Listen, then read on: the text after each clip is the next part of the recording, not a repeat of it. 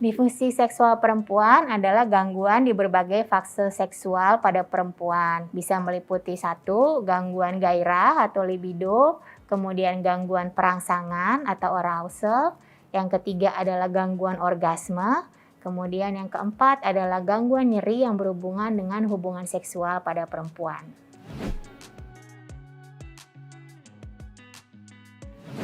Gejala-gejalanya tergantung dari fase apa yang terganggu. Apabila yang terganggu adalah libido, biasanya hasrat untuk berhubungan seksual itu menurun atau hampir tidak ada. Kalau gangguan pada fase arousal, biasanya fase arousalnya terganggu sehingga lubrikasi di daerah vagina itu berkurang saat berhubungan seksual. Kemudian yang ketiga, gangguan orgasme biasanya perempuan mengeluhkan tidak pernah atau jarang sekali mencapai orgasme. Yang keempat, gangguan nyeri adalah terdapat nyeri saat berhubungan seksual atau terdapat kesulitan dari penetrasi saat berhubungan seksual. Nah, penyebabnya bisa bermacam-macam. Untuk gangguan libido, biasanya penyebabnya karena mulai turunnya hormon estrogen ya, biasanya pada kasus-kasus menopause, di mana usia juga sudah mulai lanjut, sehingga hormon perempuannya juga sudah mulai berkurang. Kemudian untuk gangguan arousal atau perangsangan, biasanya ada gangguan pembuluh darah yang memperdarahi daerah vagina dan kelamin perempuan ya. Seperti contohnya darah tinggi, diabetes, atau penyakit gula, kolesterol, asam urat, dan lain-lain. Untuk gangguan orgasme biasanya adalah gabungan antara penyebab gangguan libido dan gangguan perangsangan. Apabila tidak ada libido atau hasrat yang baik, kemudian tidak ada arousal atau perangsangan yang baik, orgasme tentunya juga sulit untuk tercapai.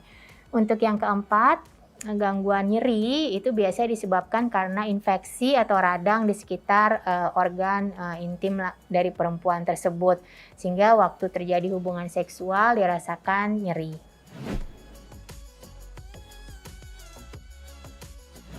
Nah, pencegahan tentunya adalah tadi mencegah penyakit-penyakit yang bisa mempengaruhi pembuluh darah ya, seperti pencegahan darah tinggi, pencegahan diabetes atau penyakit gula, pencegahan kolesterol, kemudian pencegahan juga asam urat, kemudian pencegahan lainnya adalah aktivitas fisik sehingga badan tetap bugar, dan pencegahan misalnya obesitas.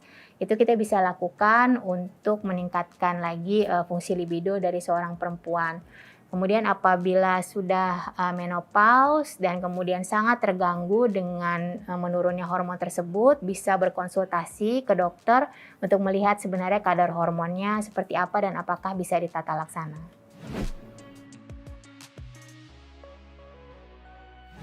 Nah, pengobatannya yang pertama tentunya harus berkonsultasi dulu dengan dokter yang memang mendalami bidang ini, dan baiknya adalah membawa juga ikut serta dengan pasangan karena faktor-faktornya banyak ya, bisa meliputi faktor organik, jadi faktor-faktor penyakit, tapi juga faktor psikologis, faktor hubungan dengan pasangan juga sangat berpengaruh ya, terutama pada perempuan.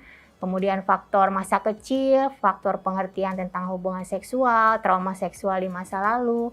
Jadi ini semua harus diceritakan atau dicari pertolongan, di mana nanti akan ditinjau dari berbagai sudut apakah mempunyai penyakit ataukah mempunyai faktor-faktor psikologis atau masalah hubungan dengan pasangan. Disfungsi seksual perempuan ini lebih sering terjadi dibandingkan disfungsi seksual laki-laki dengan angka berkisar sekitar 30-60% di dunia. Nah, ini lebih tinggi angkanya dibandingkan disfungsi ereksi pada laki-laki yang angkanya berkisar antara 30-40%. Tetapi hanya sedikit dari perempuan tersebut yang mencari pertolongan, mungkin karena budaya seperti di budaya timur, malu, kemudian menerima atau pasrah dengan keadaan tersebut. Demikian pembahasan mengenai disfungsi seksual perempuan bersama saya, Profesor Dr. Harina Erlianti Raharjo. Sampai jumpa pada episode berikutnya.